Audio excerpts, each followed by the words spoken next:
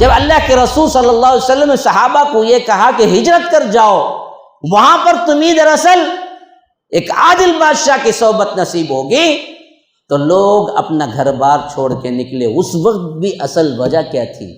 لا الہ الا اللہ ہی تھی۔ اب مسئلہ یہ ہو گیا کہ انہوں نے کہا کہ آپ جس مریم کو، جس عیسیٰ کو آپ مانتے ہیں، ذرا ان کا عقیدہ سنو، یہ گستاخی ہیں ان کے، جیسے ہمارا مسئلہ ہوتا ہے، ہم اولیاء کے گستاخ نہیں، ہم حقیقت صحیح بتاتے ہیں، لیکن یہ بدبخت عوام میں پھیلاتے ہیں یہ عبد القادر جیلانی کے گستاخ ہیں۔ جی اگر بدبخت تو گستاخ ہے، ہم کہاں گستاخ؟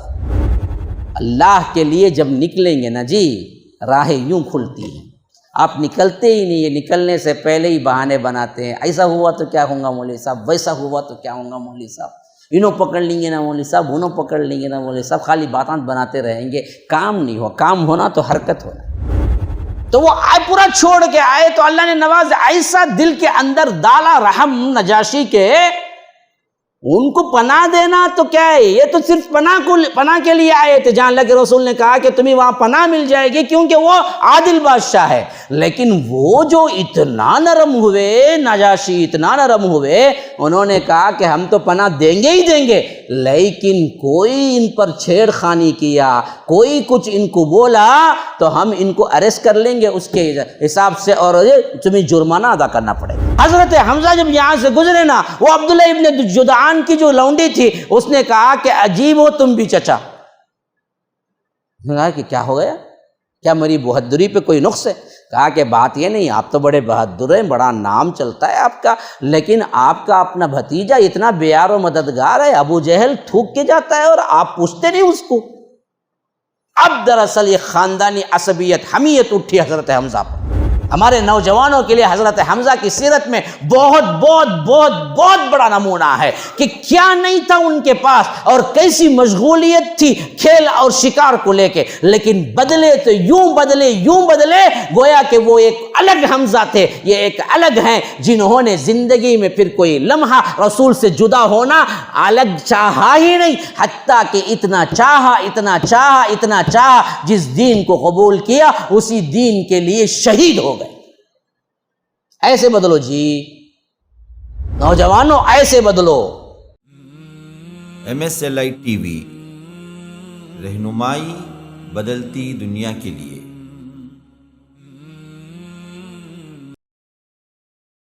اللہ کے رسول صلی اللہ علیہ وسلم نے جب دیکھا کہ میں خود صحابہ کی کوئی سپورٹ نہیں کر سکتا اور میں خود ان کی اذیتیں سہتے آ رہا ہوں، اور میرے صحابہ کو تو اذیتوں کا مرحلہ بہت آگے جا چکا ہے اور ان لوگوں کو کوئی سپورٹ نہیں، تو اس وقت اپنے حلقے میں کہا کہ خاص صحابہ کے لیے کہ تم ایسا کرو کہ مکہ چھوڑ جاؤ۔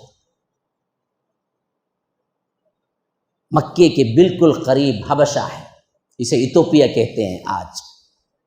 کہا کہ ایتھوپیا چلے جاؤ کیونکہ وہاں ایک عادل بادشاہ ہے جس کا نام نجاشی تھا۔ نجاشی اصل میں لقب تھا، اس کا نام اسحمہ تھا، جیسے فرعون لقب ہے، فرعون لقب ہے، جو بھی مصر کا بادشاہ بنتا اسے فرعون بولتے تھے۔ ہاں، نام ان لوگوں کا کچھ اور ہوتا تھا، جیسے موسیٰ علیہ السلام کے زمانے کا فرعون کا نام کچھ اور تھا، بعد کے فرعونوں کا نام کچھ اور تھا، وہ عہدے کا نام تھا۔ جیسے ہم کہتے ہیں کہ پرائم منسٹر آج چائے والا ہے، اس کا مطلب یہ نہیں کہ جب سے انڈیا بنی تب سے یہی ہے، کوئی آیا دوسرا بھی آیا تیسرا بھی آیا، لیکن ان سب کے عہدے کا نام ہے پرائم منسٹر۔ ویسے ہی جو ایتھوپیا کا بادشاہ بنتا تھا ان کا نام ہوتا تھا نجاشی، لیکن جس زمانے میں اللہ کے رسول صلی اللہ علیہ وسلم نے کہا کہ وہاں ہجرت کر کے چلے جاؤ، اس وقت جو نجاشی تھا اس کا نام تھا اسحمہ، بلکہ ہم کو اسحمہ رحمہ اللہ کہنا چاہیے۔ انہوں نے اسلام قبول کر لیا بعد میں، اور ان کی نماز جنازہ بھی اللہ کے رسول نے غائبانہ پڑھائی۔ ہاں، دیکھا نہیں، صحابی نہیں بنے، تابعی بنے، زمانے میں تھے لیکن دیکھا نہیں۔ یا بعض علماء کہتے ہیں یہ نہیں تھے، جس کی نماز جنازہ پڑھی وہ دوسرے نجاشی تھے، اس وقت ان کا پیریڈ نہیں تھا، لیکن زیادہ تر مورخین سیرت نگار یہی کہتے ہیں کہ یہ وہی تھے جن کے پاس اللہ کے رسول صلی اللہ علیہ وسلم نے پہلے کہا کہ یہ عادل بادشاہ ہے۔ جب اللہ کے رسول صلی اللہ علیہ وسلم نے صحابہ کو یہ کہا کہ ہجرت کر جاؤ، وہاں پر تمہیں دراصل ایک عادل بادشاہ کی صحبت نصیب ہوگی، تو لوگ اپنا گھر بار چھوڑ کے نکلے۔ اس وقت بھی اصل وجہ کیا تھی؟ لا الہ الا اللہ ہی تھا۔ ہاں، یہاں کمائی نہیں ہے، امریکہ کو جاتا کئی کو ڈالر کماتا کہتے ڈالر، اس لیے حبشہ نہیں گئے۔ ڈالر بزنس کی کوئی نیت نہیں تھی جی، گھر بار چھوڑا تو بھی اسلام ہی کے لیے چھوڑا۔ ہم کو آج تصور بھی نہیں ہے اس کا۔ اچھے ملکوں کو چھوڑ کے غلاظت کے ملکوں میں جاتے ہیں، بے حیائی کے ملکوں میں جا کے رہتے ہیں، بچے بگڑتے ہیں، اتنے بگڑتے ہیں بعد میں آ کے سر مار کے روتے ہیں کہ بچہ کہتا ہے میں بچے سے ہی شادی کروں گا، مرد کہتا ہے میں مرد سے ہی شادی کروں گا۔ تب لا کے سر، ارے بدبخت، جب تو امریکہ اپنی اولاد کو لے کے گیا تبھی برباد ہو چکا تھا، تو پیسے کے لیے لے گیا یورپین کنٹریز میں اور برباد ہوا۔ اور ہمارے تو قدم نہیں ٹکتے، امریکہ کے ریٹرن بھائی، green card holder, green card پاؤں پڑو گے تو ہی پڑ جائیں گے ہمیں گرین کارڈ ہولڈر کے۔ یہ مروبیت، لا حول ولا قوت الا باللہ۔ وہاں تو تمہارا ایمان گیا، تمہارا اخلاق گیا، تمہاری شرم گئی، تمہاری حیا گئی، تمہاری اولاد گئی، تمہاری نسلیں گئی، اور تمہارے تحفظات چلے گئے کہ کون کس کا بیٹا ہے نہیں معلوم۔ حرام زادوں پر مشتمل ہے زیادہ تر آبادی تو ان لوگوں کی۔ میں نہیں کہتا، انہوں نے کہا، میں نہیں کہتا۔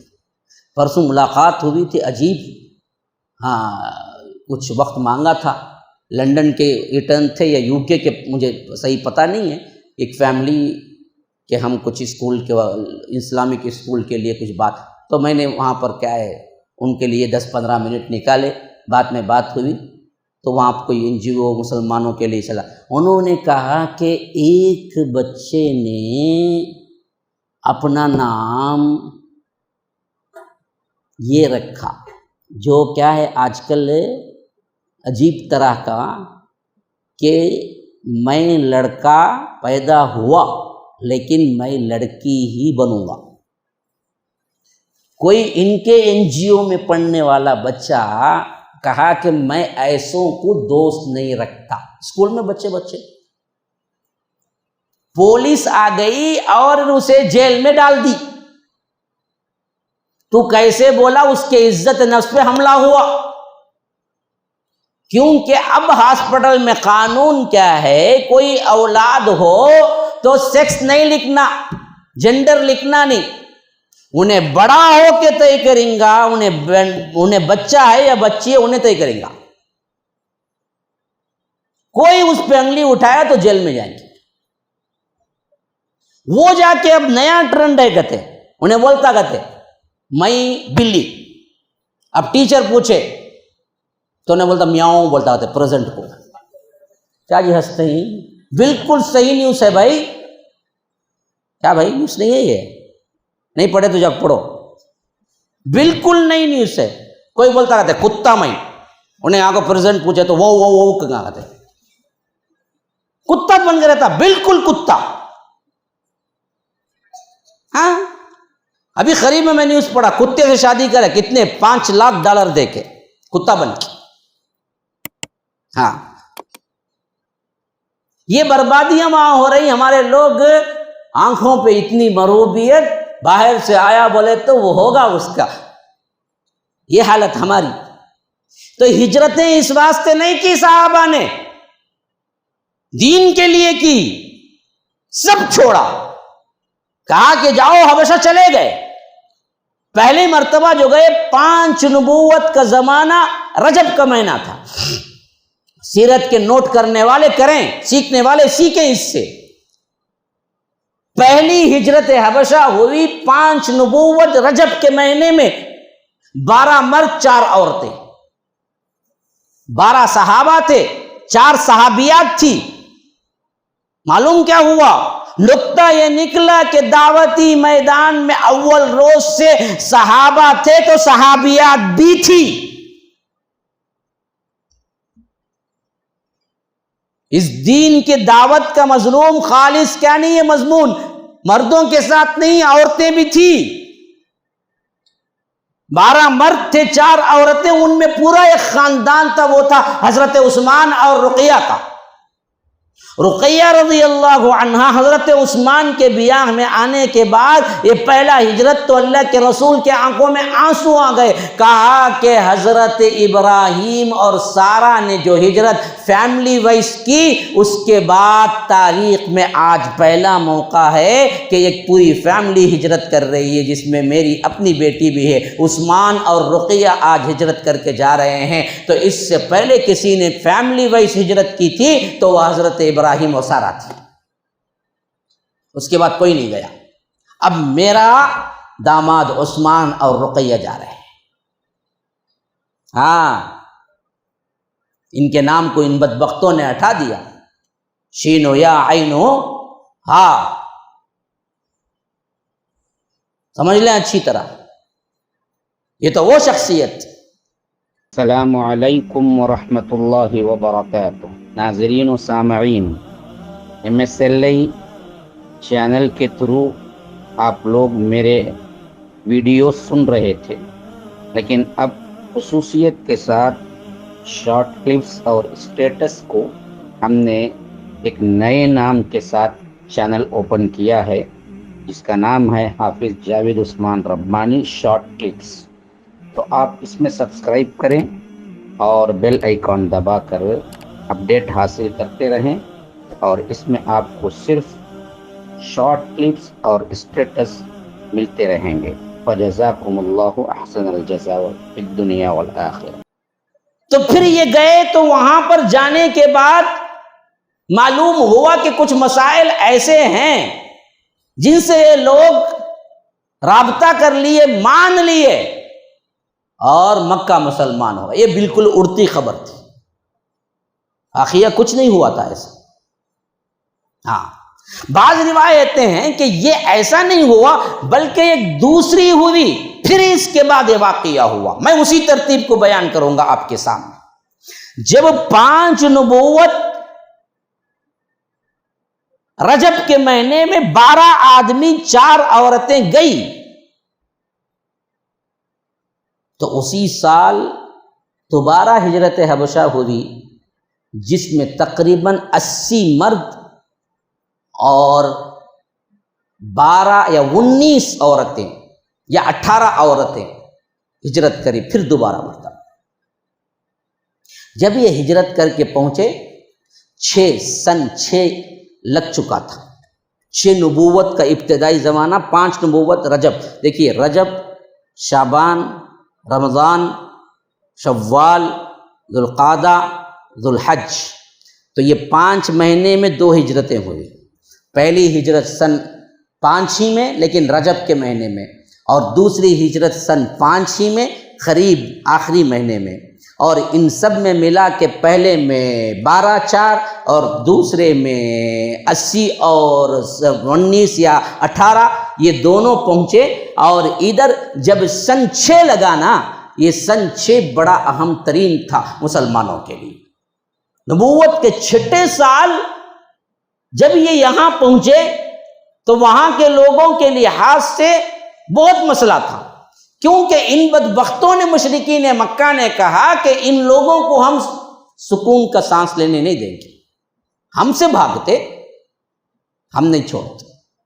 تو اس وقت ابھی ایمان نہیں لائے تھے، لیکن تھے بڑے ذہین و فتین، جن کا نام تھا عمرو بن عاص. انہی کے بیٹے ہیں عبداللہ بن عمرو بن عاص. ان کا بیوٹی کیا ہے، اصل بیٹا پہلے ایمان لایا، باپ بہت بعد میں ایمان لائے.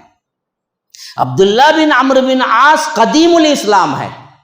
عمرو بن عاص تقریباً 6 ہجری کے قریب ایمان لائے. تو اس وقت کافر ہی تھے ابھی، اور لیکن ان کی بیوٹی، ذہانت اور بات چیت بہت اعلیٰ تھی. تو مشرکین نے ان کو منتخب کیا.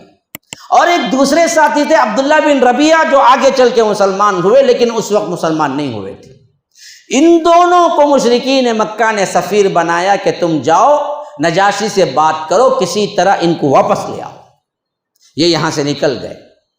جب وہاں پہنچے تو انہوں نے کیا کیا کہ پہلے سے ان لوگوں کو کیا پسند ہے وہ تمام چیزیں یہاں سے لے کے گئے، خصوصیت کے ساتھ وہ حبشہ والوں کو وہاں کا نجاشی جو بادشاہ اور جو بطریق وغیرہ، جو بطاریق جسے بولتے ہیں، یعنی جو پادری ویس، جو کیونکہ عیسائی مذہب تھا وہاں پر ان لوگوں کا سرکاری مذہب، اور نجاشی بھی عیسائی تھے، تو اس اعتبار سے ان کے درباریاں جو بطریق وغیرہ ہوتے تھے ان کے لیے جو پسندیدہ چیزیں تھیں وہ چیزیں کیا تھا؟ سب سے اہم ترین چمڑا تھا عرب کا، بہت پسند کرتے تھے۔ تو یہ تمام چیزیں جو وہ پسند کرتے تھے وہ تمام چیزیں لے کے وہ لوگ بادشاہ سے ملنے سے پہلے ہی بطریق سے مل لیے جو ان کے وزراء تھے۔ ان سے کہا کہ دیکھو کل ہم ایک معاملہ رکھیں گے بادشاہ کے پاس، تم سب ہاں کے ہاں میں ہاں ملانا۔ انہوں نے کہا کہ اچھا، جب رشوت ملتی ہے تحفے پہلے ہی مل جاتے ہیں، سیاست تو ہم سب کو کیا بولنا ہے، ماشاءاللہ طاق ہیں پورے حیدرآباد۔ ہاں تو وہ لوگ پہنچا دیے سب بطاریق کے پاس سب چیزیں، وہ خوش، کل جو بھی ہوگا فیصلہ، جو بھی بولیں گے یہ دونوں، ہم بولیں گے ہاں ہاں ہاں ہاں۔ اب یہ لوگ آ کے دربار میں بیٹھے تو وہ پہلے سے مقدمے کے طور پر بات پہنچا چکے تھے کہ ہم اپنے خاص نوجوانوں کے سلسلے میں بات کرنے آئے ہیں۔ نجاشی جب سیٹ پہ بیٹھ چکا تو اس نے کہا کہ بلاؤ، اور عمرو بن عاص ایسی شخصیت تھی کہ پہلے سے دربار میں اور پہلے سے کیا ہے روابط تھے ان لوگوں سے۔ اس نے مسکرا کے کہا کہ اتنی مدت بعد آئے ہیں آپ؟ ہاں ہاں کچھ کام تھا۔ گویا کہ نجاشی سے بھی تعلقات تھے، ہاں اس زمانے کے اعتبار سے گویا سفیر تھے۔ اچھی بات چیت شروع ہوئی، تحفے تحائف پیش ہوئے ماشاء اللہ سے۔ اب مدعے کی بات ہوئی کہ مسئلہ کیا ہے، تو انہوں نے کہا کہ بادشاہ ہمارے کچھ بے وقوف نوجوان، دیکھو یہ بے وقوف نوجوان لگتا کسے معلوم؟ جو واقعتاً کام کرتا، کام کرتے اور کوئی بولتا دیوانہ تو سمجھ جاؤ تم نے صحیح کام کیا۔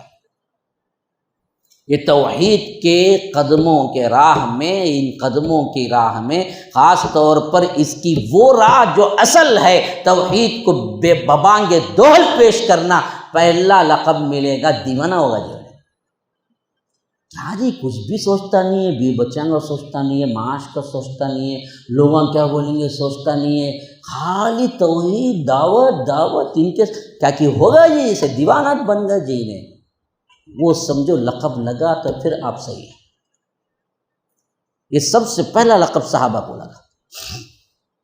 تو انہوں نے کہا کہ ہمارے کچھ دیوانے بچے نوجوان، اے بادشاہ ہمارا تو مذہب چھوڑے لیکن آپ کے مذہب میں بھی داخل نہیں ہوئے۔ یہ کیا تھا؟ آگ پوتیل، ہاں یہ جلتی پوتیل کا کام کرنا تھا، یہ ہمارے بھی ہوتے اندر کے باتاں۔ بولتا بولتا ایک چٹکلا ایسا چھوڑتا، جی میں اس واسطے نہیں بولتا جی میرا مخالف، انہیں تمہارا بھی مخالف جی میں سنا اسے بولتے ہی انہیں پک جاتا، انہیں ہاں برابر بولا رہے۔ یہ چیزاں بہت قدیم ہیں، یاد رکھو۔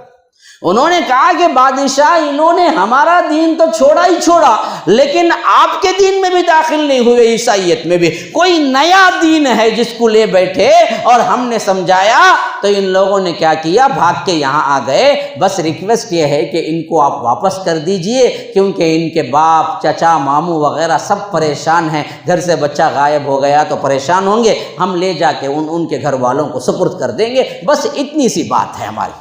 لیکن اللہ کے رسول صلی اللہ علیہ وسلم پہلے ہی کہہ چکے تھے کہ یہ عادل بادشاہ ہے، اگر کوئی اور ہوتا تو ان کا جو معاملہ تھا، روابط تھے، اس حیثیت سے بات سنتا واپس کر دیتا۔ لیکن نجاشی نے کہا کہ نہیں، جو مخالف فریق جس پہ تم الزام لگاتے ہو اس سے بھی میں بات کروں گا، دونوں سے بات کر کے فیصلہ کروں گا، تم رکو یہیں پر۔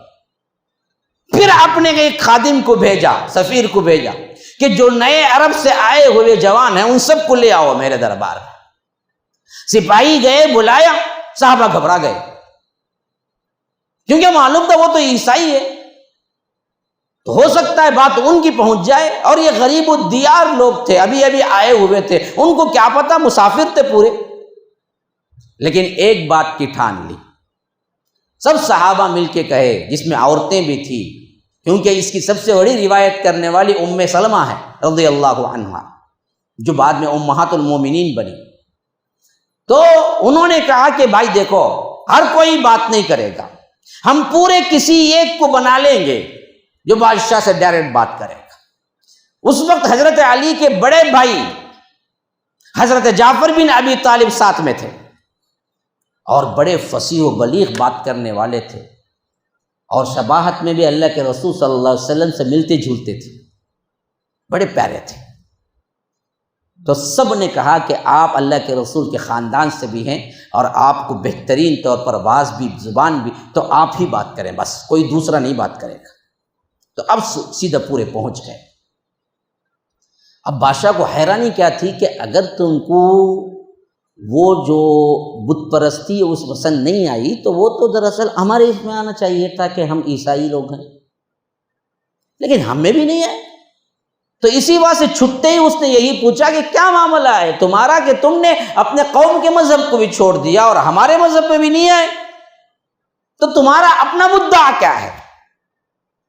انہوں نے کہا کہ اے بادشاہ، ہم جاہل تھے، مردار کھاتے تھے، ظالم جو بھی تھا مظلوم کا حق چھین لیتا تھا اور ہر قسم کا گناہ تھا، یہاں تک کہ اللہ نے ہم میں سے ہی ایک رسول بھیجا جس نے ہم کو پاکیزگی سکھائی، جس نے ہم کو دیانت داری سکھائی، جس نے ہم کو حلال و حرام سمجھایا، جس نے ہم کو کیا ہے ظالم کے پنجے سے روکا اور ظلم سے روکا. دیکھو سب سے اہم ترین خلاصہ اسلام کا حضرت جعفر بن ابی طالب ججاشی کے سامنے پیش کر رہے ہیں. احادیث میں پوری تقریر موجود ہے، اس میں سب سے اہم ترین بات کیا ہے؟ یہی خلاصہ ہے جو کہ حضرت جعفر بن ابی طالب نے کہا. تو ان باتوں سے ہم کو کیا ہے خوشی ہوئی، ہم بدلے، ہم نے ان کو مانا، قوم ہم سے پھر گئی. ہم کو زبردستی واپس اپنے قوم میں لانا چاہا تو ہمارے رسول نے کہا کہ آپ کے ہاں چلے جائیں، آپ نیک عادل بادشاہ ہیں، تو ہم یہاں آ گئے. تو اس تقریر سے ججاشی بہت متاثر ہو.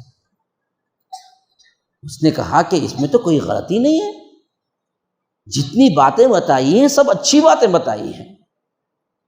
تو اس نے کہا کہ دیکھو میں تمہارے ساتھ نہیں رہ سکتا، وہ اپنے خوشی سے میرے ملک میں آئے ہیں اور میرے ملک میں امن سے رہنے کے لیے تیار ہیں، تو میں آپ کے سپرد کیوں کروں؟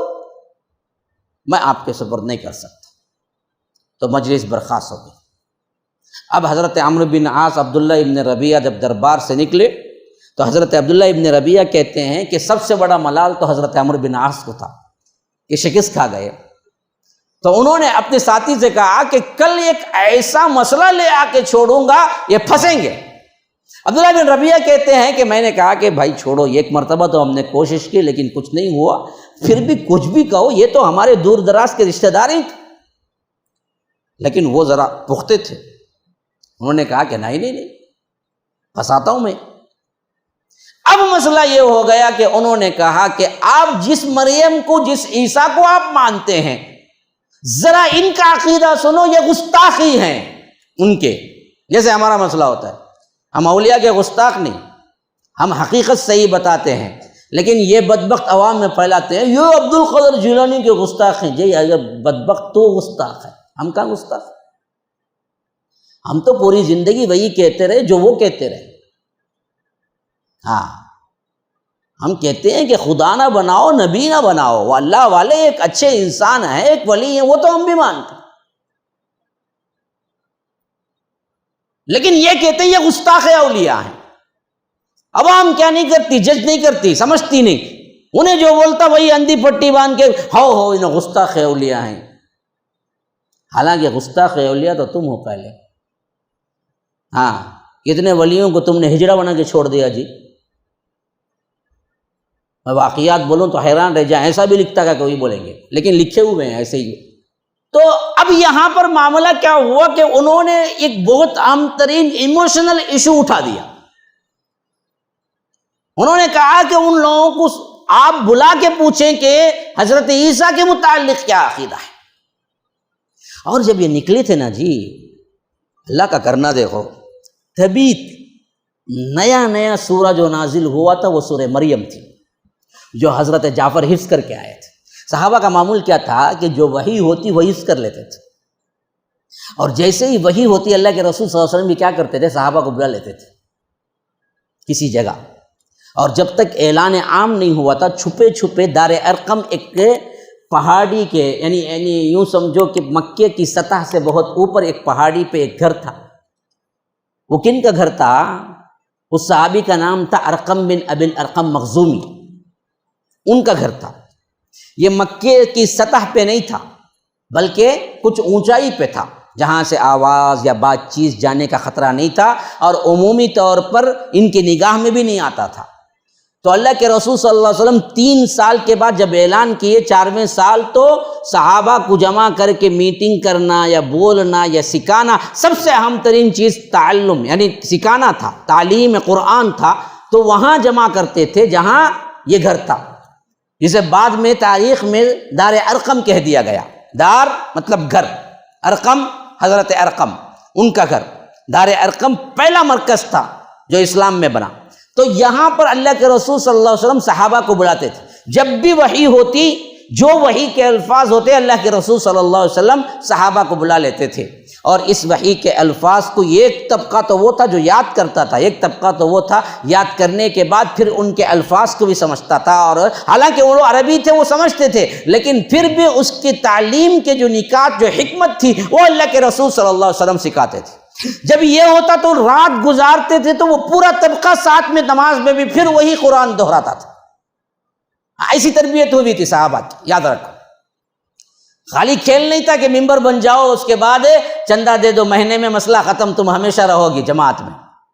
یہ جو جماعت تیار ہوئی تھی چندے پہ نہیں تھی، ممبر پہ نہیں تھی، بڑے مضبوط تعلیم پہ تیار ہوئی تھی صحابہ کی جماعت۔ اسی لیے اللہ کہتا ہے کہ یا ایھا المزمل قم اللیل الا قلیلا نصفہ او انقص منہ قلیلا او زد علیہ ورتل القرآن ترتیلا انا سنلقی علیک قولا ثقیلا ان ناشئۃ اللیل ہی اشد وطئا واقوم قیلا ان لک فی النہار سبحا طویلا۔ ہم جانتے ہیں کہ آپ پوری رات کھڑے رہتے ہیں۔ او زد علیہ ورتل القرآن ترتیلا، ہاں، نصفہ او انقص منہ قلیلا، آدھی رات یا آدھی رات سے کچھ کم یا زیادہ اے اللہ کے رسول آپ صحابہ کو لے کے نماز پڑھتے ہیں۔ نصفہ، آدھی رات، اور عشاء کا ابتدائی ٹائم یا آخری ٹائم بھی رکھ لینا جی، اس حساب سے تقریباً آدھی رات بنتی کیا ہے، 10 کا بھی حساب رکھ لیں، 11 12 1 2 3 کے زمانے میں آدھی رات وہاں کے حساب سے بنتی ہے۔ آدھی رات اگر عشاء کے بعد بھی کھڑے ہو جائیں یا آدھی رات سورج غروب ہونے سے شروع کر لیں تو پھر تو بنتا کیسے ہے، تقریباً آپ کو لگے گا ہمارے ہاں اور وہاں کا بھی یہی مسئلہ ہے کہ 7 بجے تک مغرب ہو جاتی ہے، غروب ہو جاتا ہے، 8 9 10 11 12 1 2 3 4 5، تو یہ پورے ملا کے 10 گھنٹے، اور 10 گھنٹے کو آدھی رات کرو 5 گھنٹے، 5 گھنٹے روزانہ تہجد، 5 گھنٹے قرآن پڑھے صحابہ اور اللہ کے رسول، تو کتنا بڑا مجاہدہ ہے۔ نصفہ، ہاں، آپ مکی صورتیں پڑھ جائیے، یہ تمام اشارے ملیں گے جس میں اللہ کہتا ہے ان ربک یعلم انک تقوم ادنی من ثلثی اللیل ونصفہ وثلثہ وطائفۃ من الذین معک، تیرا رب جانتا ہے، ان ربک یعلم، اللہ کے رسول آپ کی ایکٹیویٹیز میری نظر میں ہیں، آپ کیا کچھ کر رہے ہیں اس دین کے لیے۔ ان ربک یعلم انک تقوم ادنی من ثلثی اللیل ونصفہ، 1/3 رات یا پوری رات کھڑے ہوتے ہیں، آدھی رات کھڑے ہوتے ہیں، ونصفہ وثلثہ وطائفۃ من الذین معک، اور ایک بہت بڑی جماعت، ایک طائفہ آپ کے ساتھ رہتا ہے، آپ اکیلے نہیں ہوتے، صحابہ کے ساتھ آپ تہجد آدھی رات تک پڑھتے ہیں آپ۔ یہ مکی دور کا تھا یہ مرحلہ، جس میں اللہ کے رسول نماز کی تربیت کے ساتھ ساتھ قرآن کی تربیت دیتے تھے، اور یہ تربیت وغیرہ سب کیا ہوتی تھی، اجتماعی ہوتی تھی، تاکہ صحابہ سمجھے بات کو، جو قرآن سیکھتے تھے۔ تو حضرت جعفر اسی وقت مریم سیکھ کے آئے تھے، اور مریم یاد تھی انہیں، جب اس نے بلایا اور پہلا سوال ہی یہی رکھا کہ تم بتاؤ کہ مریم کے بارے میں اور موسیٰ عیسیٰ کے بارے میں عقیدہ کیا ہے؟ انہوں نے کہا کہ بادشاہ میں کیا کہوں اپنی زبان سے، ابھی جب ہم نکلے تھے ہمارے رسول پر جو آیات نازل ہوئی تھی وہ یہی مریم کی تھی۔ بعض روایتیں ہیں کہ انہوں نے کہا کہ اے بادشاہ، ہم ان کو اللہ تبارک و تعالی کی روح، پیغمبر اور سچا رسول مانتے ہیں، ہاں بیٹا نہیں مانتے۔ تو تب جا کے اس نے اپنے دربار سے ایک تنکا اٹھایا اور ایک تنکا اٹھا کے کہا کہ لوگوں سنو، جو کچھ جعفر نے کہا ہے وہی صحیح ہے کہ وہ اللہ کے روح اور وہ رسول اور وہ سچے ہیں اور کلمت اللہ ہے، یہی اصل بات ہے، وہ اللہ کے بیٹے نہیں ہیں۔ انہوں نے جو بیان کیا اس عزت میں یہ تن کے برابر بھی اضافہ نہیں ہے۔ تو تاریخ جو بیٹھے ہوئے تھے غصے میں اوہ کیے، یعنی یہ کہ آپ نے بھی ان کی کیا ہے رائے مان لی۔ تو نجاشی نے کہا تم اوہ ہی کہو، بات یہی حق ہے، عیسیٰ بیٹے نہیں ہیں، عیسیٰ اللہ کے رسول ہیں، کلمہ ہے اور روح اللہ ہے، وَكَلِمَتُهُ أَلْقَاهَا إِلَى مَرْيَمَ وَرُوحٌ مِّنْهُ، وہی ہیں۔ جب یہ بات ہو چکی تو اب جا کے نجاشی نے کہا کہ کوئی ایسی بات بھی ہے جیسے موسیٰ پہ کیا ہے تورات اتری، جیسے عیسیٰ پہ انجیل اتری، ایسا کچھ کلام بھی تمہارے نبی پہ اترا؟ تو حضرت جعفر نے کہا کہ ہاں، ابھی جب ہم آ رہے تھے تازہ مریم اتری تھی، میں آپ کو پڑھ کے سناؤں؟ تو کہا کہ ہاں سناؤ۔ تو اب حضرت جعفر کی پیاری آواز میں بات شروع ہوئی، اور بسم اللہ الرحمن الرحیم، کاف ہا یا عین صاد، ذکر رحمت ربک عبدہ زکریا اذ نادى ربہ ندا۔ وہ یوں حیرت سے دم بخود سن رہا ہے، واذکر فی الکتاب مریم اذ انتبذت من اہلہا مکانا شرقیا واتخذت من دونہم حجابا فارسلنا الیہا روحنا فتمثل لہا بشرا سویا۔ وہ ایسے سن رہا ہے کہ یہ کیا ہے کلام، یہاں تک کہ جب وہ پورا پہنچے ذالک عیسی ابن مریم، یہ ہیں عیسیٰ ابن مریم، تو اتنا رویا، آنکھوں سے آنسو نکلتے نجاشی کی پوری داڑھی تر ہو چکی تھی۔ اس نے کہا کہ خدا کی قسم، یہ کلام اور موسیٰ کا کلام ایک ہی جگہ سے نازل ہوا ہے، منبع ایک ہے۔ پھر اس کے بعد غصہ آ گیا۔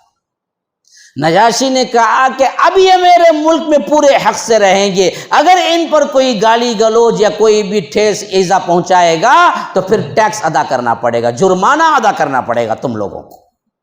اور غصے میں کہا کہ یہ عرب کے لوگ جو کچھ بھی لائے ہیں تحفے تحائف، سب کے سب واپس کرو اور ان کو بولو کہ نکلو باہر، راستہ نہ دو۔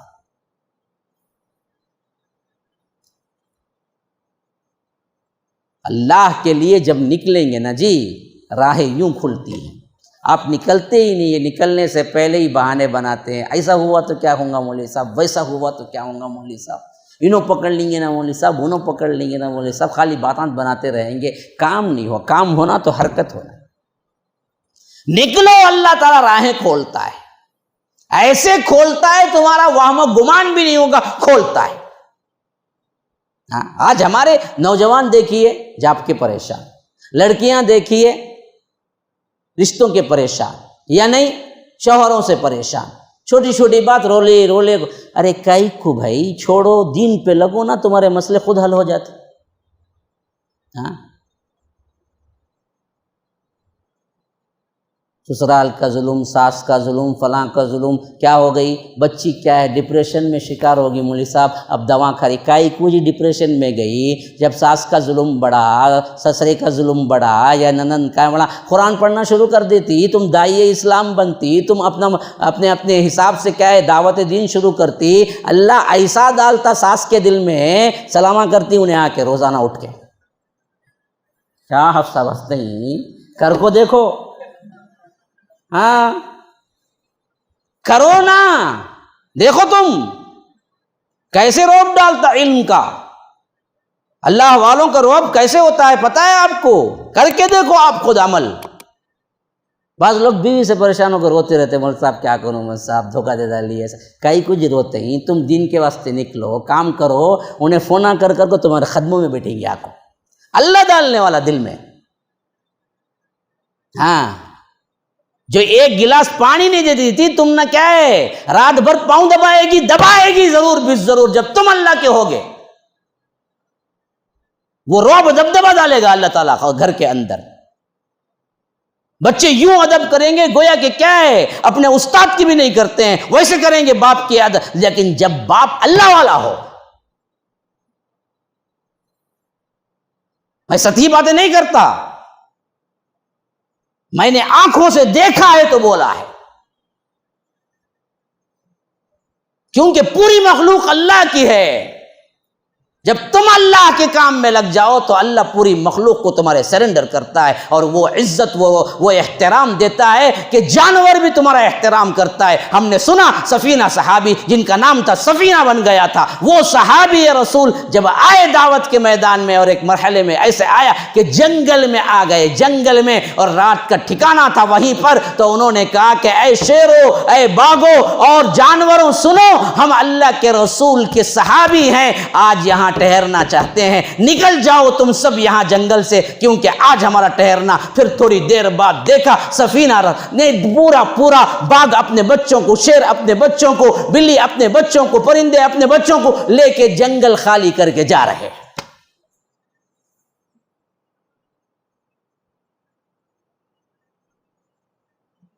تم تو بنو نا اللہ والے، بن کے دکھاؤ نا، تمہارے مسائل نکل جائیں گے، تم مسائل سے نکل جاؤ گے۔ یہ دنیا کے مسائل کو تم نے بنا لیا کہ سر کا سب سے بڑا سر درد، تو اللہ نے حوالے کر دیا دنیا ہے کہ اسے نمٹاتے رہو، اسے نمٹاتے رہو، اسے ہی نمٹاتے رہو۔ اسی لیے مجھے وہ دعا بڑی پیاری لگتی ہے جو صحابہ اللہ کے رسول صلی اللہ علیہ وسلم کیا کرتے تھے، وَلَا تُسَلِّطْ عَلَيْنَا مَن لَا يَخَافُكَ فِينَا وَلَا يَرْحَمْنَا۔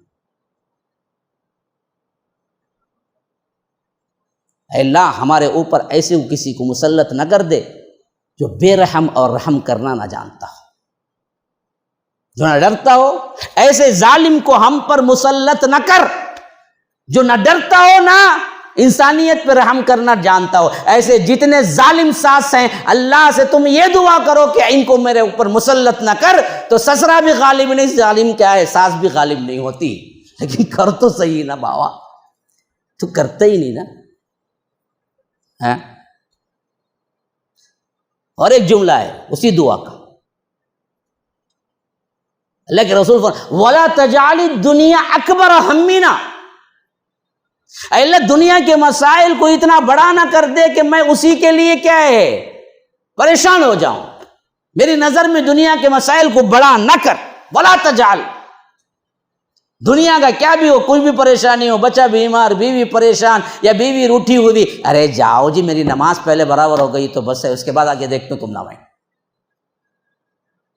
تمہیں رو لے کو بیٹھو ابھی ایک آدھا گھنٹہ بیٹھو، مجھے کیا ہی مسئلہ نہیں، میں جاتا ہوں نماز پڑھ لے کو، چائے پی لے کو، آگے دیکھتا ہوں، پھر تب رو لے کو رہے تو بول تو رو نہ کو جی بول کو، اب پریشان کرو نا، اب نماز کا ٹائم جاتا ہوں، ایسا بنو۔ ہاں، وَلَا تَجْعَلِ الدُّنْيَا أَكْبَرَ هَمِّنَا، دنیا کا سامان، دنیا کی پریشانیاں اے اللہ مجھے بڑا نہ کرتا، حقیر ہے سب۔ اصل میں صحابہ کے راز خوشی کا بھی یہی تھا بھائی، ان لوگوں نے دنیا کبھی سر پہ چڑھائی ہی نہیں، اصل تو وہی تھا، ان کے تمام مسائل دین کے تھے، دنیا میں کچھ نہیں تھا، اللہ نے بھی انہیں دیا دیا دیا،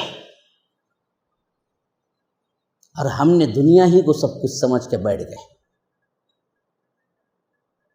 بس اس کے علاوہ کوئی چیز کہیں نہیں جاتی، خالی دنیا۔ تو ہم اللہ نے کیا کیا، حوالے کر دیا، جا اسی کے پیچھے جا، ہاں دین کا کام چھوڑ دیے، نمازیں چھوڑ دی، اور کیا ہے کوئی بھی عمل، کیا نہ بیوی بچے ہیں بھائی، بیوی نواز، اچھا بیوی کا غلام بن کو پھر پوری زندگی پھرتا رہے، نکل پھر دیکھ اللہ کیسے کیسے نوازتا تجھے۔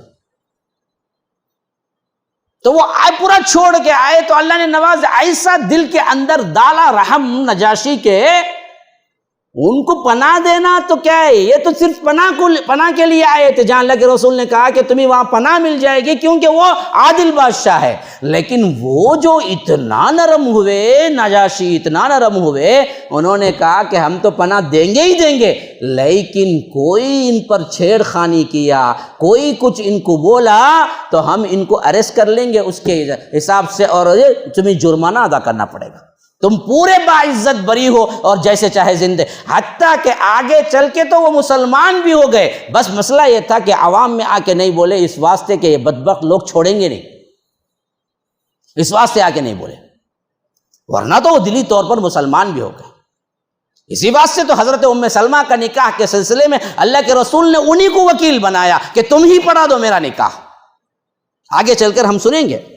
السلام علیکم ورحمۃ اللہ وبرکاتہ۔ ناظرین و سامعین، MSLI چینل کے تھرو آپ لوگ میرے ویڈیو سن رہے تھے، لیکن اب خصوصیت کے ساتھ شارٹ کلپس اور اسٹیٹس کو ہم نے ایک نئے نام کے ساتھ چینل اوپن کیا ہے، جس کا نام ہے حافظ جاوید عثمان ربانی شارٹ کلپس۔ تو آپ اس میں سبسکرائب کریں اور بیل آئیکن دبا کر اپڈیٹ حاصل کرتے رہیں، اور اس میں آپ کو صرف شارٹ کلپس اور اسٹیٹس ملتے رہیں گے۔ فجزاکم اللہ احسن الجزاء فی الدنیا والآخرہ۔ حضرت سلمہ سے اللہ کے رسول صلی اللہ علیہ وسلم کا نکاح کس نے پڑھایا؟ حضرت نجاشی نے پڑھایا، اور انہوں نے ہی اپنی طرف سے مہر دیا۔ شادی ہونے کے بعد پھر آئے یہ 7 ہجری میں، جبکہ شادی 3-4 سال پہلے ہو گئی تھی۔ اللہ کے رسول نے کہا کہ تم میرا وکیل ہیں، تم ہی پڑھا دو۔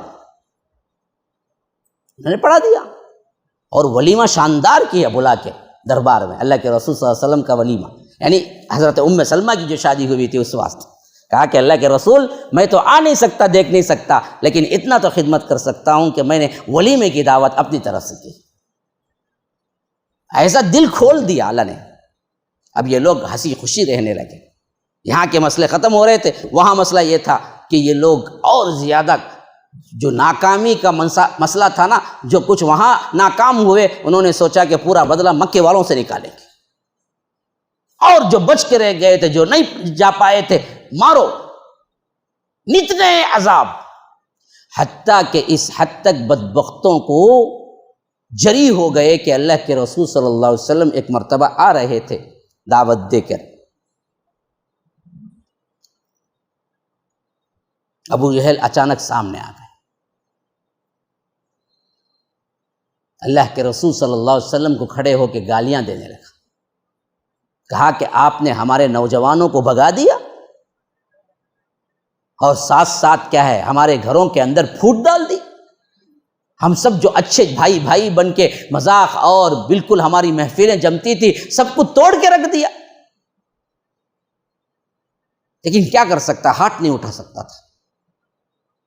پیچھے ابو طالب کا بھی مسئلہ تھا، قریش کا بھی تھا، اس واسطے بدبخت نے دیکھا کہ ادھر ادھر کوئی نہیں دیکھ رہا ہے، راستہ بالکل کیا ہے، تنہا صرف اللہ کے رسول ہیں، تو بکتا بکتا اللہ کے رسول صلی اللہ علیہ وسلم پر تھوک دی۔ اللہ کے رسول صلی اللہ علیہ وسلم نے اس تھوک کو پھونچا، آگے بڑھ گئے۔ حالات کچھ ایسے ہی تھے، جوابی کارروائی نہ ہونے بالکل نہ ہو سکتی تھی، لیکن عبداللہ ابن جدعان کی ایک لونڈی تھی جو دور اس کا محل تھا، یعنی گھر تھا پہاڑی کے اوپر، تو وہ دیکھ رہی تھی اوپر سے۔ ایک اچھا آدمی تھا عبداللہ ابن جدعان، اس کی لونڈی تھی۔ اب اتفاق یہ ہوا کہ اسی راستے سے حضرت حمزہ بھی شکار کر کے واپس آ رہے تھے۔ یہ اللہ کے رسول صلی اللہ علیہ وسلم کے وہ بھی ایک چچا تھے، جیسے ابو لہب تھا، ایک وہ چچا تھا جو اسلام کا نمبر 1 دشمن بنا۔ کل بھی کسی نے کیا ہے مجھے SMS کیا یا پتہ نہیں کوئی کہا یہیں پر، تو میں نے کہا تھا نا کہ 2 چچا مشہور ہیں اسلام میں اور 2 چچا کفر میں۔ تو 2 چچا جو اسلام میں مشہور ہوئے وہ تو ایک حمزہ اور کون ہے، عباس ہے، اور 2 چچا جو کفر میں مشہور ہوئے وہ کون ہیں؟ جی ابو طالب عبداللہ بول دیا نا، وہ غلط ہے. عبداللہ تو اللہ کے رسول کے باپ ہے، چچا تو نہیں ہے نا. تو وہ جو ہے نا کہ وہ ابو لہب ہی ہے. ہاں وہ جو کوئی یہاں بندہ بیٹھا ہوا تھا انہوں نے ابو جہل کا، ابو جہل کا رشتہ نہیں ہوتا، لیکن ابو لہب تو چچا تھا. تو یہ دو چچا جو دشمنان اسلام میں اور کفر میں جو مشہور ہوئے تھے، یہ ابو طالب اور ابو لہب ہے. ان میں بھی ابو طالب تو بالکل کیا تھے، اللہ کے رسول کے بہت بڑے سپورٹر تھے، لیکن اسلام قبول نہیں کیا. لیکن ایک ہی چچا اصل میں دیکھا جائے تو جس نے اللہ کے رسول سے دشمنی کی، یہ بدبخت ابو لہب تھا. اچھا، ابو جہل نے جب تھوک دیا تو عبداللہ ابن جدعان کی جو لونڈی تھی وہ دیکھ رہی تھی، تو اتفاقاً وہاں سے حضرت حمزہ شکار سے، کیونکہ حضرت حمزہ 6 نبوت تک یوں سمجھ لیجئے کہ ان باتوں سے بالکل لاپرواہ رہے. بعضوں کا مزاج ہوتا ہے نا جی، بعضوں کا مزاج سیاسی ہوتا ہے، بعضوں کا مزاج چائے خانے میں ہوتا ہے، بعضوں کا مزاج شادیوں میں ہوتا ہے، بعضوں کا مزاج لڑکیوں میں ہوتا ہے، بعضوں کا مزاج لڑکوں ہے نا، ایک ایک کا ایک ایک مزاج. تو حضرت حمزہ اصل میں اس زمانے کے نوجوان وہ تھے جو شکار کا مزاج رکھتے تھے، بہادری کا. ان کو ان باتوں سے کوئی سروکار نہیں تھا. ہاں، بعضوں کو کرکٹ کا ایسا دیوانہ بھوت سوار رہتا، خالی ایک ایک منٹ کی رپورٹ نماز میں بھی دیکھ لیتا انہیں کیا آیا ہے، رپورٹ کر کو کون جیتا وہ. بعضوں کو کھانے کا ایسا رہتا، اسے پوچھو کون جی لڑے آج، 2 جنے کھیلے گئے تھے نا جی، کون نون لگا، مجھے تو معلوم نہیں نہ بولتا. ہاں مندی وہاں کھلی نا، ہو جب کھا لے گا بولتا. اس کا مزاج کیا ہے، کھانے کا مزاج، اسے کھیل سے کوئی سروکار نہیں رہتا. تو یہ ان کا مزاجن مسئلہ کیا تھا کہ یہ کبھی غور ہی نہیں کیے اللہ کے رسول صلی اللہ علیہ وسلم کی دعوت پر، اور کیا کچھ ہو رہا ہے مکے میں اس سے بھی غور نہیں کیے. ان کا مزاج چھوٹا شکار کا تھا، دور دراز کبھی کبھی 2 دن 3 دن کو نکل جاتے اور ہرن اتنے بڑے بڑے جانور ان کا شکار کرتے، کبھی گھر لے آتے، کبھی کیا ہے وہیں کھاتے. ان کا اپنا ایک مشغلہ تھا، بس اس پر انہوں نے کبھی توجہ نہیں دی کہ اللہ کے رسول نے آخر کیا دعوت دی، کیا مرحلہ ہو رہا ہے. وہ اللہ تعالیٰ کو اصل میں بنانا تھا اسد الرسول اسد اللہ. پھر تو کیا ہے، اللہ تعالیٰ توفیق کی راہ پہ. حضرت حمزہ جب یہاں سے گزرے نا، وہ عبداللہ ابن جدعان کی جو لونڈی تھی اس نے کہا کہ عجیب ہو تم بھی چچا. نے کہا کہ کیا ہو گیا، کیا میری بہادری پہ کوئی نقص ہے؟ کہا کہ بات یہ نہیں، آپ تو بڑے بہادر ہیں، بڑا نام چلتا ہے آپ کا، لیکن آپ کا اپنا بھتیجا اتنا بیار و مددگار ہے، ابو جہل تھوک کے جاتا ہے اور آپ پوچھتے نہیں اس کو. اب دراصل یہ خاندانی عصبیت حمیت اٹھی حضرت حمزہ پر. انہوں نے پوچھا کہ میرے بھتیجے پہ ابو جہل نے تھوکا؟ کہا کہ ہاں میں نے دیکھا. وہ غصے میں آئے اور سیدھے پہنچے ٹٹولتے ہوئے. گھر دیکھا نہیں تو معلوم ہوگا حرم میں بیٹھا ہوا اپنے مجلس کے اندر بڑے بڑے کیا ہے ڈینگے اور بڑے بڑے کیا ہے شوخیاں کر رہا ہوگا. سیدھے پہنچے اور وہاں وہ مجلس میں سب سے بڑا سردار ہی ابو جہل ہی تھا. سیدھے اندر داخل ہوئے، اپنے کمان کو نکالا. وہ جو تیر کمان اتنا بڑا ہوتا تھا، وہ تیر کمان اصل میں ہم کو تو اتنا دکھتا ہے، وہ جیسے پتنگ کا ہوتا ہے، ویسے تو پتنگ کا اصل میں تو اتنا بڑا ہوتا تھا جو اصلی ہوتا تھا. تو وہ نکالا اور ایک مار مارا پیشانی پہ جہاں سے خون بہنے لگا. اور اس کے جو ساتھی پورے بیٹھے ہوئے تھے انہوں نے غصے میں آ کے لڑنا شروع. حضرت حمزہ نے خبردار یاد رکھو کوئی ہاتھ لگایا، میں نے جو کیا یہ میرے بھتیجے کا بدلہ لیا. تو کیا سمجھ گیا ہے کہ میرے بھتیجے کے پیچھے ہم نہیں ہیں؟ تو نے کیسے ہمت کی کہ میرے بھتیجے پہ تو تھوک دیا؟ اب وہ معاملے کی نزاکت تو سمجھ چکا تھا، بڑا چالاک تھا نا. ابو جہل نے دیکھا کہ اتنی حمیت آ گئی ہے کہ ہو سکتا ہے کہیں یہ پلٹ ہی نہ جائیں. انہوں نے کہا کہ لوگوں ٹھہرو، حمزہ کو کچھ نہ کہو، واقعی میری ہی غلطی ہے، آج میں نے ان کے بھتیجے کے ساتھ بہت برا سلوک کیا، میں مانتا ہوں. تبھی بھی حضرت حمزہ کا غصہ نہیں تھم رہا. انہوں نے کہا کہ سن، میں بھی اسی دین پہ ہوں جس دین پہ میرا بھتیجا ہے. یہ اصل میں کیا غصہ دلانے کے لیے ایک الفاظ تھے، دل سے تو نہیں تھے. غصہ دلانے کے لیے ایک الفاظ تھے ابو جہل کو. وہ پہلے ہی بات جان چکا تھا یہی ہونے والا ہے، اس واسطے انہوں نے کہا کہ حمزہ کو چھوڑ دو، کچھ نہ کہو، واقعی میں نے آج بدتمیزی کی. جب وہ معافی مانگنے پہ آ گیا تو حضرت حمزہ چھوڑ کے چلے گئے. گھر پہنچے، آرام کا وقت تھا، رات کو.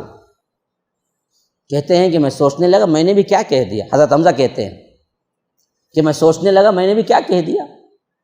میں کہاں قریش کہاں، میں سردار، میں محمد الرسول اللہ کا چچا، میں ان کے دین پہ آ جاؤں؟ ارے یہ تو میں نے غصے میں بات کہہ دی، میں کیسے پلٹ سکتا ہوں؟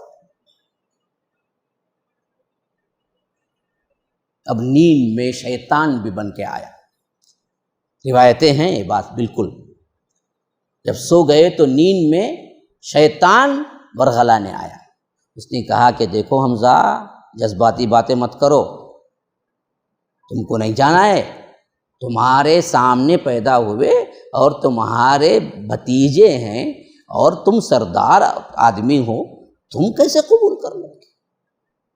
بس تم نے جذبات میں کہہ دیا، آئی گئی بات وہیں سے ختم کر دو۔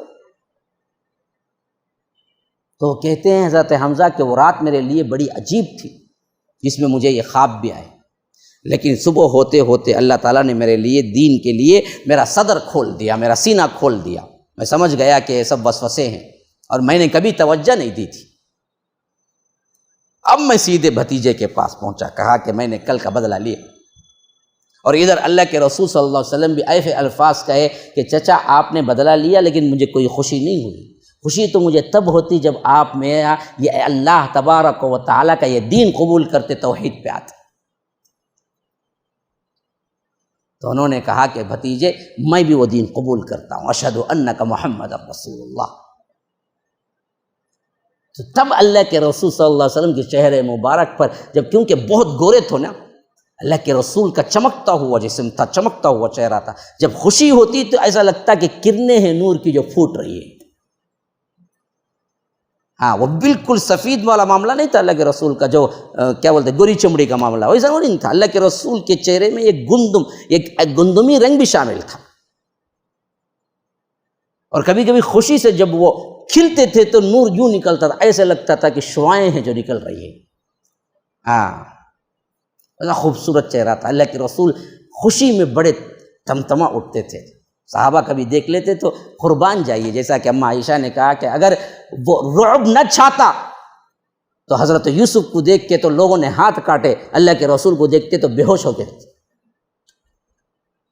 تو اللہ کے رسول پہ رعب تھا، جمال پر چھایا ہوا تھا، تو حضرت حمزہ بھی بڑے خوش ہو گئے۔ یہی وہ موقع ہے، یاد رکھو، 6 نبوت میں جو اسلام لائے، ایک لمحے کے لیے پھر غزوہ احد میں شہید ہونے تک اللہ کے رسول کو نہیں چھوڑا، ایک لمحے کے لیے بھی۔ یہ ہے دین، یہ ہے ایمان، یہ ہے اصل توحید۔ نہیں آئے تھے تو 6 سال کو پتہ بھی نہیں چلا کہ کیا کر رہے ہیں، لیکن صدق دل سے اسلام قبول کیا تو پھر تو سب شوق اٹھا کے رکھ دیے ایک طرف۔ ہمارے نوجوانوں کے لیے حضرت حمزہ کی سیرت میں بہت بہت بہت بہت بڑا نمونہ ہے کہ کیا نہیں تھا ان کے پاس، اور کیسی مشغولیت تھی کھیل اور شکار کو لے کے، لیکن بدلے تو یوں بدلے گویا کہ وہ ایک الگ حمزہ تھے، یہ ایک الگ ہیں جنہوں نے زندگی میں پھر کوئی لمحہ رسول سے جدا ہونا الگ چاہا ہی نہیں، حتیٰ کہ اتنا چاہا جس دین کو قبول کیا اسی دین کے لیے شہید ہو گئے۔ ایسے بدلو جی نوجوانوں، ایسے بدلو، خالی خولی باتیں نہیں، بدلو تو یوں بدلو کہ تمہاری تمہاری جسمانی اور تمہاری طاقت، تمہارا کھانا، تمہارا رہنا، تمہارا بیٹھنا، تمہارا ملنا جلنا سب بدل جائے، اور قربان ہو جاؤ اسی دین کے لیے جس دین کے لیے تم نے معاہدہ کیا رب سے۔ یوں بدلو، تمہارا لباس بدل جائے، تمہارا چہرہ بدل جائے، داڑھی نہیں تھی داڑھی آ جائے، شرٹ پینٹ چولی کے سر کا پہنتا تھا چھوڑ دو، نکال پھینکو، ڈھیلا ڈھالا لباس پہنو، بات چیت گالی گلوچ تھی بھول جاؤ گالیوں کو، اچھے جملے سیکھو، نمازیں بے ترتیب تھی نمازوں کو ترتیب بناؤ، قرآن حدیث پڑھنا نہیں تھا سیکھو ایسے کہ محدث بن جاؤ، قرآن نہیں آتا تھا ایسے پڑھو کہ قاری بن جاؤ۔ اسے کہتے ہیں تبدیلی، یہ ڈھکوسلے اور یہ دکھانے کے چند نمونے، یہ تبدیلی نہیں ہوتی میرے بھائی، یہ تبدیلی نہیں ہوتی۔ حمزہ کی تبدیلی دیکھو کہ یوں تبدیل ہوئے. اللہ تبارک و تعالی قیامت تک کے لیے انہیں اسد اللہ اور اسد الرسول لکھا. اللہ کا شعر، اللہ کے رسول کا شعر اسد. اور آج بھی سید الشہداء کہتے ہیں تو ایک ہی نام ذہن میں آتا ہے، شہداء، شہیدوں کے سردار. ایک کون؟ حضرت حمزہ. حضرت حمزہ جن کے ٹکڑے کر دیے.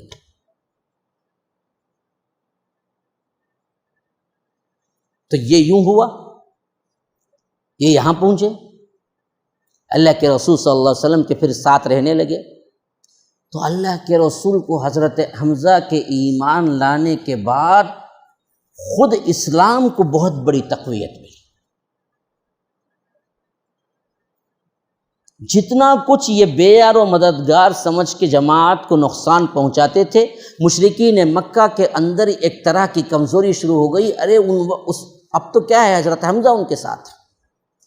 اور انہوں نے بھی کہہ دیا کہ اللہ کے رسول، اگر یہ لوگ کچھ نہ کچھ کریں، اگر یہ لوگ بیجا آڑے آئیں گے تو پھر تو کیا ہے، ہم بھی خاموش نہیں بیٹھیں گے. اللہ کے رسول صلی اللہ علیہ وسلم دار ارقم میں تھے کہ اچانک پکار ہوئی.